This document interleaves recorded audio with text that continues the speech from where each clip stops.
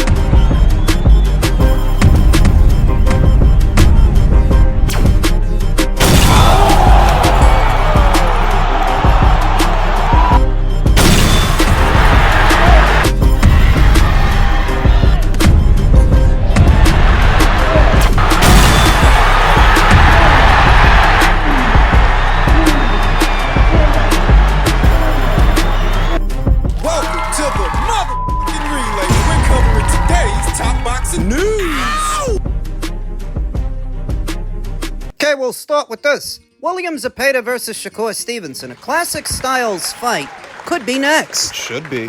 Matching a world-class aggressive puncher against a generational boxing talent is long provided great boxing theater, and the latest version in the form of Mexico's William Zepeda versus three-division champion Shakur Stevenson appears to be at hand. I believe that's the next fight for both guys. Zepeda promoter Oscar De La Hoya told Boxing Scene on Wednesday in a phone interview from Cancun, Mexico, where on Saturday night he watched Zepeda repeat victory over a similarly crafty boxer and former junior lightweight title holder Tevin Farmer by majority decision. We want the Stevenson fight on the table, and William Zepeda's team wants it. Now, it's a matter of getting it done. On Tuesday, Stevenson's co-manager, Josh Dubin, told Boxing Scene he wanted to hear from De La Hoya's Golden Boy Promotions first, but made it clear we have agreed to fight Zepeda next. De La Hoya said, "It's conceivable to stage the bout by the end of the summer. We like to keep our fighters busy," he said, with the expectation that the bout will occur in the United States, with both the East Coast and West and LA in play. It'll most likely be in the US, which is great for the sport, De La Hoya said. Boxing is a global sport, but we must continue to deliver US fights for the biggest audience in boxing. WBC lightweight champion Stevenson most recently fought on the loaded February 22nd card in Saudi that also featured the undisputed light heavyweight championship victory by Dmitry Bivol over Artur Beterbiev, a middleweight title fight, and Golden Boy's unbeaten junior middleweight Virgil Ortiz, posting an impressive triumph over former WBA champion Israel Madrimov. In his bout, Stevenson, 27, a 2016 U.S. Olympic silver medalist, stopped replacement fighter Josh Padley in the 9th round despite suffering pain in his hands earlier in the bout. Zepeda, 33-0 with 27 KOs, the WBC's interim lightweight champion ranked number 1 in the WBA, subjected Farmer to early pressure and maintained his lead through trying later rounds to gain the majority decision win. While some boxing pundits have speculated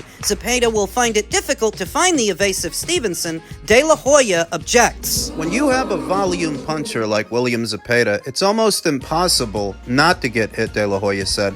I don't care if you're the invisible man. William Zepeda will find you. I believe it will be an amazing fight that's been in the making for a while. Stevenson posted on X, coming away impressed by Zepeda's Saturday showing. Rewatched Farmer and Zepeda. Zepeda is good. He's relentless. Throws non-stop punches. Farmer put up a great fight, though, especially in the second half. The age and unbeaten records of both Stevenson and Zepeda make the match one that should uplift the careers of both, De La Hoya said. Pitting the best against the best, you often get two winners, De La Hoya said. That was the case with Zepeda-Farmer. Zepeda won both fights, but Farmer didn't come out a loser. Fans want to see more of him. He'll get another tough test soon. In fact, Farmer against Golden Boy's unbeaten Floyd Schofield is possible.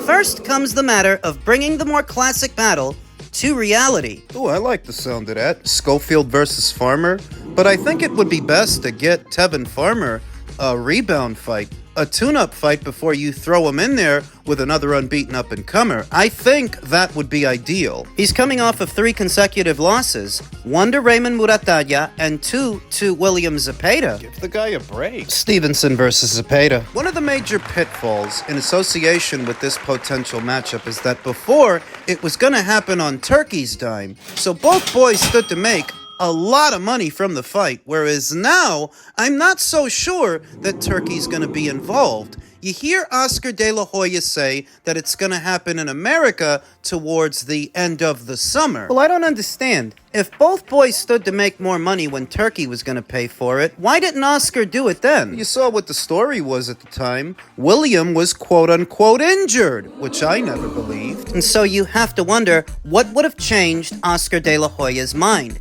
And I think Shakur Stevenson's hand issues. That might have something to do with it. Before, he helped the fight to ransom for a signature from Shakur Stevenson saying that unless he signs the Golden Boy, there ain't gonna be no fight. Whereas now he's all for it, and now he wants to do it towards the end of the summer in America. Is he under the impression that he's going to be the lead promoter? Because if he is, that might explain why he's so receptive to the fight now, in tandem with Shakur Stevenson's hand issues that have become more and more of a conversation, stepping into the forefront. Maybe it didn't dawn on Oscar before that William isn't under much threat of being knocked out by Shakur Stevenson, who doesn't throw that many punches anyway, and he's not known for power, but tack on the hand issues that seem to be getting worse over time. To Oscar, must have just realized that William stands a chance. Stylistically, he's a lot to handle for anybody, and unless you have concussive power, real stopping power, to get this guy's respect and get him off of you, it's gonna be a long night. Stylistically, I feel like Keyshawn Davis has more of the tools and the ingredients to deal with a William Zepeda than Shakur Stevenson does. The strength, the stopping power, the spite, whereas Shakur, at his very best, he's a finesse fighting kind of guy, economic. Only throwing 1 and 2 pot shots at a time on the balls of your feet. I don't know that that's going to get William Zepeda's respect. I don't know that that's going to stop him from throwing 4, 5, 6 punch combinations at you. So it's a very intriguing fight. I would be thoroughly impressed if Shakur Stevenson beats this guy. But to get there, they've got to make the fight.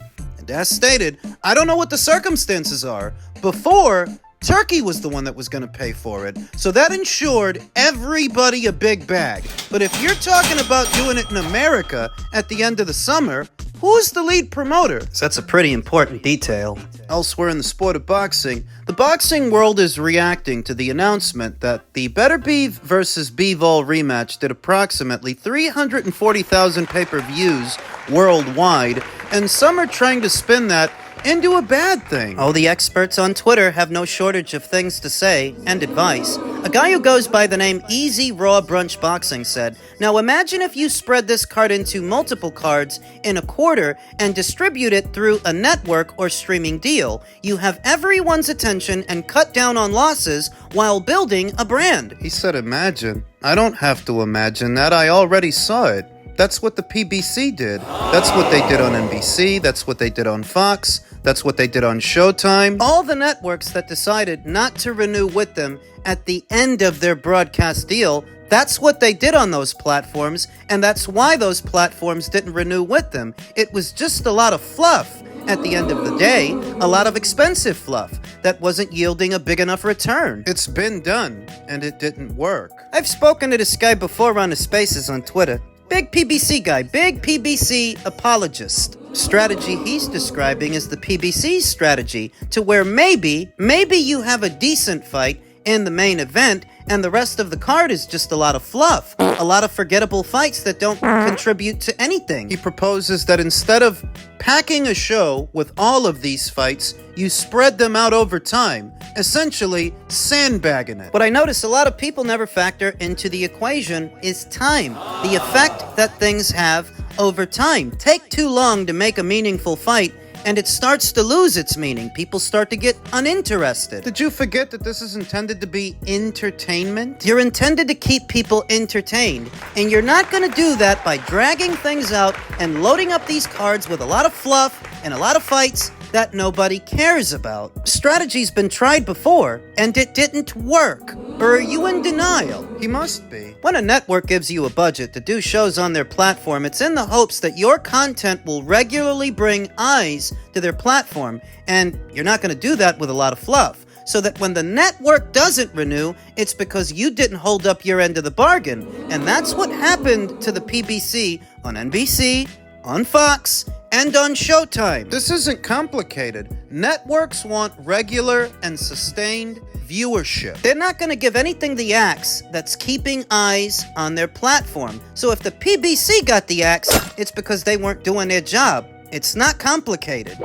You saw they only did 5 shows last year, down from 19. And your advice is that Turkey LL Chic should copy their strategy? Because that's how they find themselves in their current predicament. If you can go back 1 or 2 eras, you will recall that big-time fights had big-time undercards. If you came up in the Mike Tyson era, it wasn't uncommon to see either Julio Cesar Chavez or Christy Martin on Mike Tyson's undercard. That undercards used to be loaded. So the idea that in the postmodern era, you're supposed to load them full of fluff, and somehow you're doing something right, this kid don't know the ball from the bounce.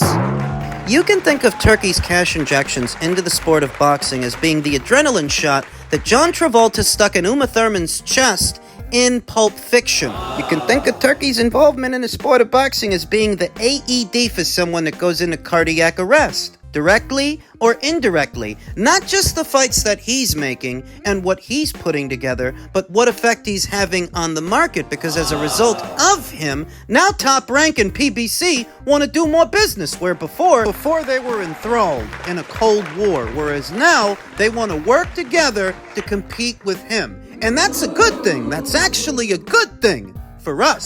So one way or another, Turkey's entry into the boxing space is affecting much needed change. Waking people up. It's getting them on their toes. Maybe they needed to be worried. Maybe they needed to feel threatened. It's not my imagination that things being the way that they were wasn't working. And so Turkey services as the rising tide that lifts all boats, one way or another. You know, certain things in your life, and you have certain people around that you will never think that would break your heart. And when they do, you know, it changes you. You know, I never had hate in my heart, but now I do. And before anyone would tell me, oh, you don't need to have hate in you, know, all this and that, I tell people I live my life, you live yours. Made it, you know, and I need a little sprinkle of hate in my heart to complete the recipe, because I did get a little too soft. And when when life is so good and you take care of everybody and everybody in your face and shit's going good, and when you don't want to do nothing for nobody, and you start finding out certain things and things start happening, man, and you feel like you done so much for people, and you benefited nothing from them when they've benefited everything from you. Every fucking thing.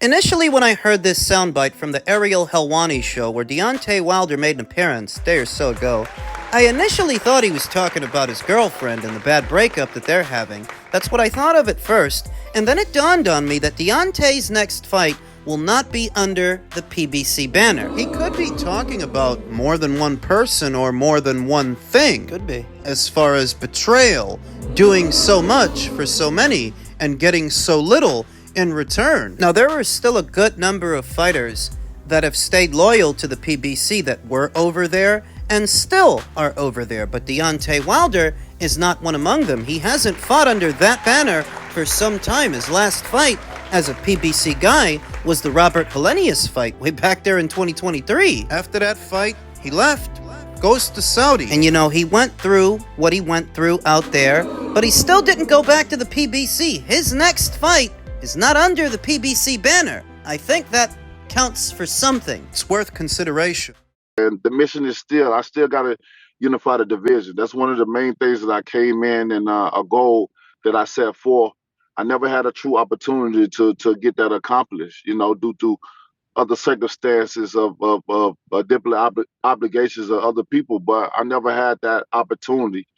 And we still here. I'm still young. I'm healthy, and I'm saying throwing them V's up because I'm a veteran now, and it feels good to be in this position, to be so successful at what I've done, and been able to build how I've built outside of the ring, and still wanted to continue, and to be here. So, I still, it's still a lot of excitement to go, and who better to bring the excitement, especially when Deontay Wilder is fully healthy, physically, mentally, and emotionally. So, here I am, man, yet again, pursuing myself at becoming, a unified champion. Would seem that Deontay, at 39 years old, aspires to finish the mission. One belt, one champion, all of that stuff. But when he says that he never had the chance, he never had the opportunity, that's just a load of bullshit. If you go back, all the way back to when Tyson Fury beat Vladimir Klitschko,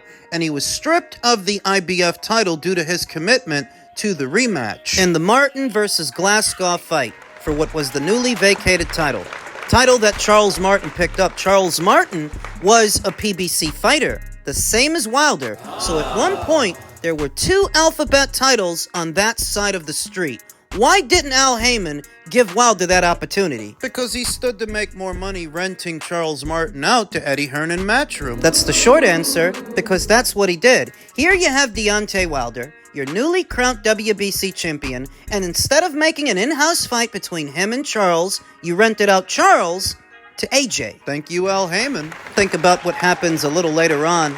All of the offers that were made to Deontay Wilder on the behalf of Matchroom for that unification match, all the offers he was instructed to reject. Thank you, Al Heyman. Going as far as rejecting a $100 million transatlantic 2-fight engagement, could have been 3 if he wanted, for an AJ undisputed title fight. Who do you think told Wilder to reject that money? Al Heyman. That's right. It was Al Heyman and the powers that be that put Deontay Wilder on the path of Tyson Fury that was ultimately his undoing, instead of cashing out for the AJ fights that Deontay Wilder admitted would have paid him more. Thank you, Al Heyman. It's tenuous for Wilder to say that he never had the opportunity. It's not that he didn't have the opportunity, it's that he squandered it. Or he let the people that represented him squander it with their bad advice. So as far as the opportunity was there, and that opportunity was there for a while, and so was the money. Frankly, you let all these other people do your thinking for you, your decision-making for you, and this is how you ended up. Now, you're 39 years old, and you're talking about winning not just one alphabet title, but several. You still want to unify. It's not going to happen. At the very most, if Wilder can get past this Tyrell Herndon guy, there's still at least one big fight on the table for him. One big fight, and that's the AJ fight, as both his career and AJ's is winding down. I know it's not everything it once was, but you can still sell it. I think if you told people Wilder and AJ are going to fight on Saturday, people would show up and people would tune in. So he might be able to still finagle that. But becoming a unified champion at 39, given this landscape, that's not going to happen. Deontay is 1-4 in his last 5. Of his last 5 fights, he's only won 1. So I won't begrudge his optimism. I'm just telling you, it's not likely. It's not likely he unifies anything. It's not likely he ever wins a world title again.